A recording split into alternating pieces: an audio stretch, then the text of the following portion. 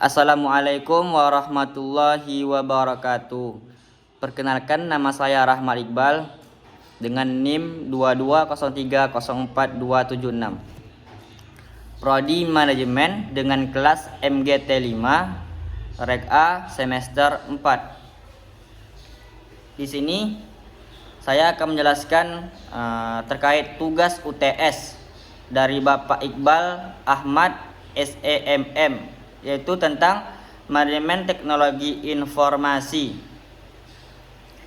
Yang pertama, kenapa memilih prodi manajemen dan bagaimana prodi manajemen di Universitas Muhammadiyah Riau?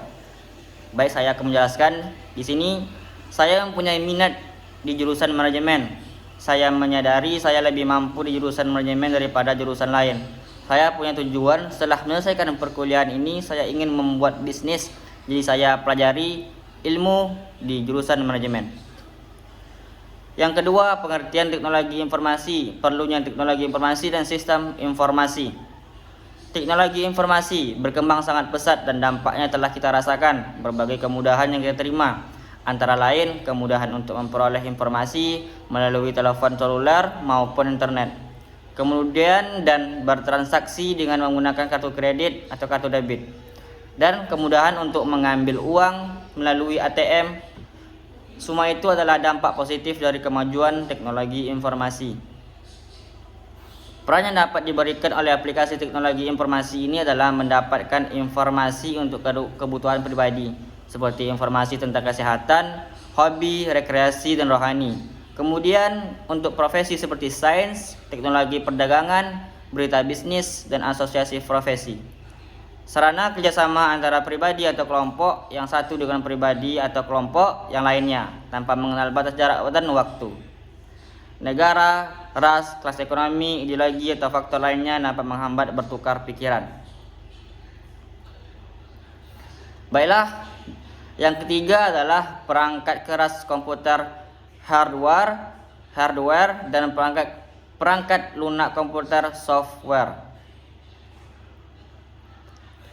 Hardware atau perangkat keras adalah peralatan fisik dari sebuah komputer yang dapat disentuh dan dipindahkan.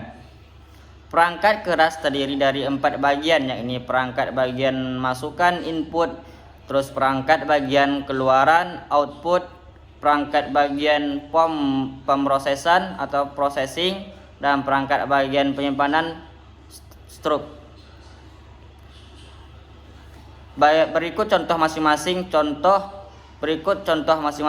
Contoh dari perangkat bagian input adalah mouse, keyboard, mikrofon, dan touchscreen.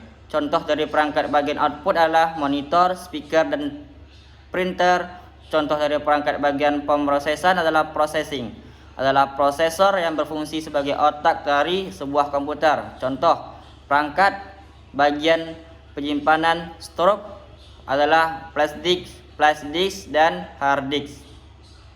Software adalah suatu perangkat lunak yang berisi perintah atau instruksi untuk menjalankan komputer. Tanpa adanya software, komputer tidak dapat difungsikan menurut kategorinya. Software terbagi menjadi 3 bagian, yakni sistem operasi, perangkat lunak aplikasi, dan perangkat lunak pemrograman. Berikut penjelasannya.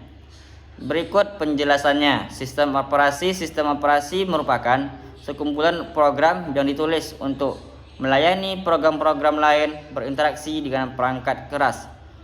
Contoh software sistem operasi seperti Windows, Linux, Disk Operating System atau DOS, Unix, Solaris, macOS, Android, dan iOS. Selain itu, perangkat lunak sistem operasi berfungsi untuk melakukan kontrol dan manajemen sumber daya resource yang dimiliki oleh hardware, dan software komputer.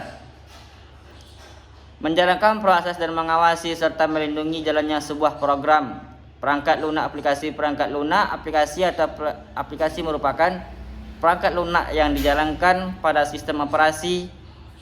Aplikasi adalah program komputer siap pakai yang dikembangkan untuk memenuhi kebutuhan yang spesifik. Berikut ada penjelasan tentang sistem penunjang keputusan atau SPK atau Decision Support System DSS. Suatu sistem informasi untuk membantu manajer level menengah untuk proses pengambilan keputusan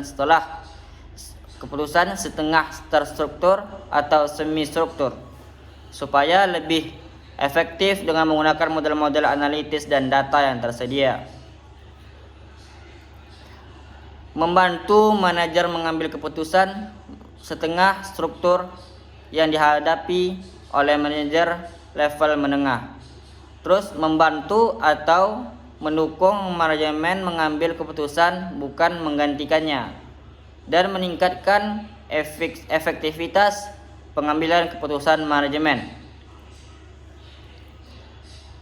Berikut penjelasan tentang informasi.